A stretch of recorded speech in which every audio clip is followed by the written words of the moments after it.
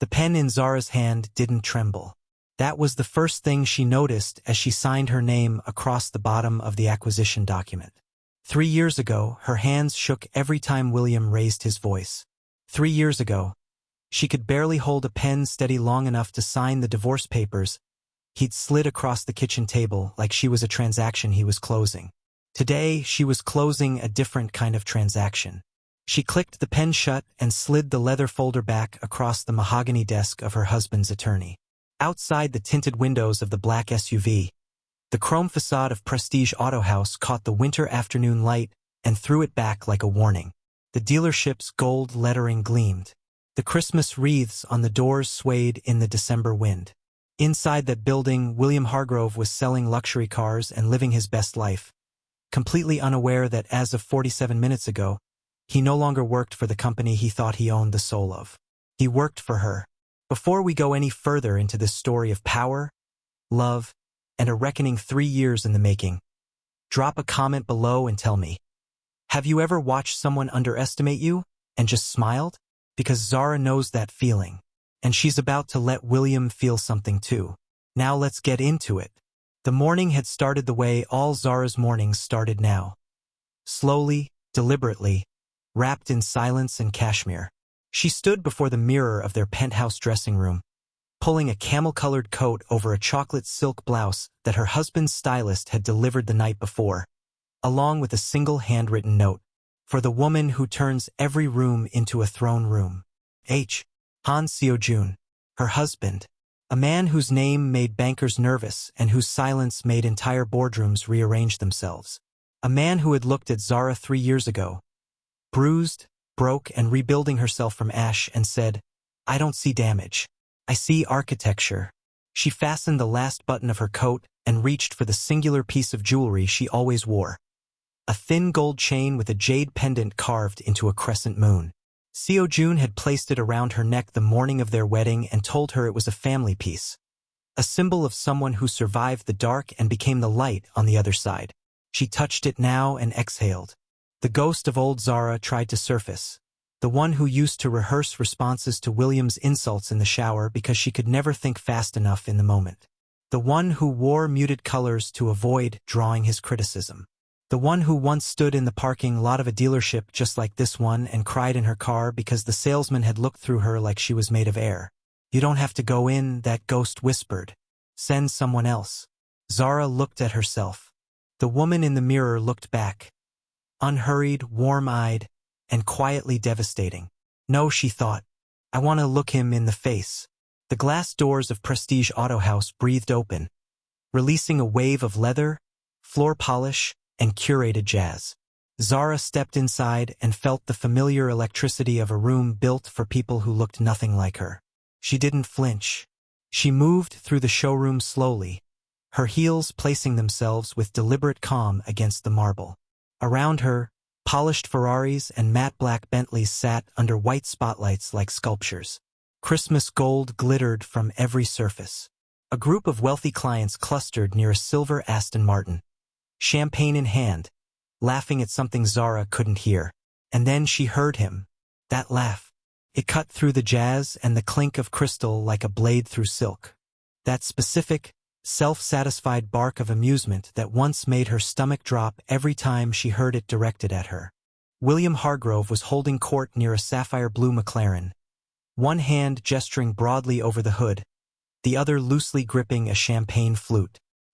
He was impeccably dressed, charcoal suit, gold cufflinks, the smile of a man who had never once doubted his own reflection. He hadn't seen her yet. Zara had planned to go straight to the manager's office. That was the plan. Walk in, confirm her identity, review the transition documents, leave. Clean, professional, invisible. But then William turned, and his eyes found hers, and the plan dissolved like smoke. For one unguarded second, raw shock detonated across his face. She watched it happen, the recognition, the disbelief, the rapid mental calculation of how and why. Then the mask slid back into place. And the sneer followed. He said something to his clients. A dismissive word. A charming smile that didn't reach his eyes. Then he walked toward her with the stride of a man who had never once been told no and believed that record would hold forever. Here we go, Zara thought. Well.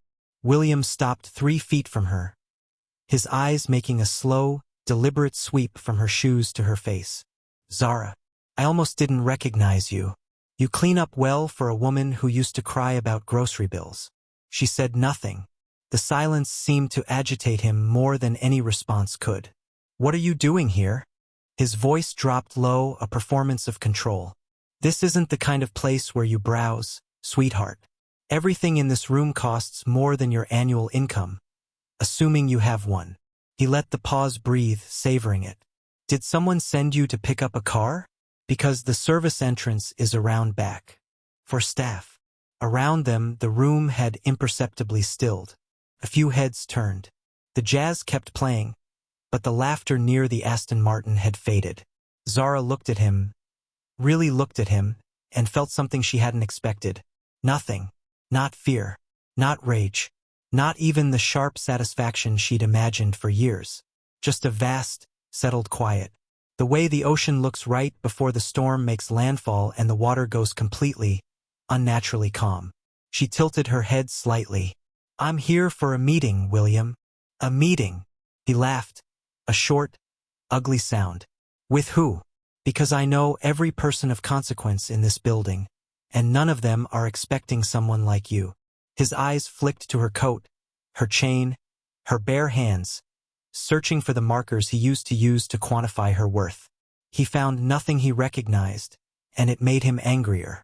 You always did have a talent for wandering into rooms you don't belong in. Some things don't change. Some things do, she said quietly. Something in her tone made him pause, just for a fraction of a second. But William had never been a man who listened to the thing beneath the words. So he leaned forward, dropping his voice to the register he used when he wanted to wound without witnesses. Let me be clear. I have a 7-figure commission riding on the clients I'm currently entertaining. I don't have time for whatever rescue mission you've invented for yourself. So take your little pendant, your little coat, and your little dreams of relevance, and walk back out those doors before I have you removed. He straightened up and smiled, wide, cold, and completely certain of himself. Some things really don't change, Zara. You've always needed someone to show you where the exit is. He turned his back on her.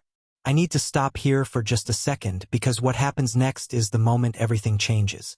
If the story has you hooked, hit that like button right now and subscribe so you never miss a story. The comments are open.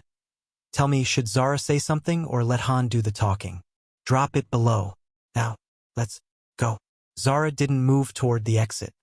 She moved toward the manager's office, a glass-walled room at the far end of the showroom, where a pale, visibly sweating man in a navy suit was already standing at the door, watching her approach with the expression of someone who had just realized they were standing too close to a lightning rod. His name was Gerald Park, the regional manager, and 4 hours ago, he had received a call from the parent company's new ownership group informing him that the transition representative would be arriving this afternoon. He had not been told her name. He had not been told she used to cry in parking lots over grocery bills. He had not been told that the man behind the acquisition, the man whose signature now appeared on every deed, every contract, every employment agreement in this building, was Han Seo-jun. Gerald knew that name. Every person in this industry who moved at the level of 8-figure deals knew that name. It arrived before the man did, always like a pressure change before a storm front. Ms. Han, Gerald said, his voice professionally steady even as his hands gripped the door frame. We've been expecting you. Everything is prepared. The room shifted. Not loudly. Not dramatically. The jazz kept playing. The Christmas gold kept glittering. But the air pressure changed, the way it does when something immovable enters a space and the space has to rearrange itself to accommodate the new reality. Zara stepped into the office. Gerald closed the door softly behind her. Through the glass wall, visible to every person on the showroom floor, she settled into the chair at the head of the conference table. The chair that, until this afternoon, had belonged to the dealership's owner, and accepted a leather document folder from Gerald's trembling hands. She opened it. She began to read. William was mid-sentence when he saw it. He turned back to his clients, recalibrated his smile, and launched back into the pitch with the smooth confidence of a man who had already forgotten the interruption. But something made him glance toward the manager's office. Some instinct, some shift in the room's energy that his arrogance hadn't completely smothered. He saw Zara through the glass, sitting at the head of the table, with Gerald standing beside her like an attendant. William's champagne flute stopped halfway to his mouth. The couple he was pitching noticed. "Everything all right?" the woman asked. "Fine," William said. The word came out wrong, too thin. "Excuse me for just one moment." He crossed the showroom floor in 12 strides, pushed open the office door without knocking. A habit of entitlement so deeply grooved it was automatic, and said, "What is going on in here? Gerald, why is this woman in the—" "Mr. Hargrove." Gerald's voice was barely above a whisper. He did not look up. "This is Ms. Zara, the transition representative for the new ownership group." The word Han landed in William's chest like a stone into still water. He knew that name. He knew it the way everyone in the industry knew it, from the hushed conversations at industry conferences, from the sudden disappearances of dealerships that had refused partnership offers, from the way people's voices changed when they said it like they were trying not to make too much noise near something dangerous. "The new ownership group," William repeated slowly. "The acquisition was finalized this morning," Gerald said. "Effective immediately." He finally looked up, and his eyes held something William had never seen directed at him in this building before. Pity. "Mr. Hargrove, as per the terms of the transition agreement, all senior executive contracts are under immediate review by the new ownership." The Christmas gold on the ceiling seemed to dim. The jazz played on unbothered. Zara looked up from the documents, and for the first time since he'd sneered at her entrance, she met William's eyes directly. Hers were calm, warm even, the way deep water is warm, comfortable on the surface and crushing at depth. "Sit down, William," she said softly. It wasn't a request. He sat, and as he did, the heavy glass doors at the front of the showroom opened. For men entered first, charcoal suits, synchronized movements, eyes that cataloged every exit and every person without a single visible flicker of expression. They positioned themselves at the room's perimeters with the unhurried certainty of people who had already decided how every scenario in this building would end. Then Han Seojun walked in. He didn't announce himself. He didn't need to.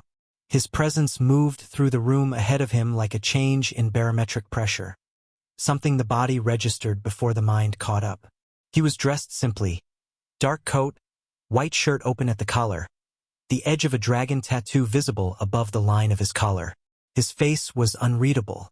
His eyes were the temperature of deep winter water. He walked through the showroom without looking at the cars, without looking at the frozen socialites, without looking at Gerald, who had pressed himself against the wall.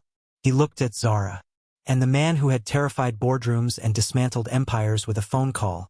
That man's face did something that no one in the industry would have believed possible. It softened. He crossed to where she sat, touched the back of her chair once with his hand.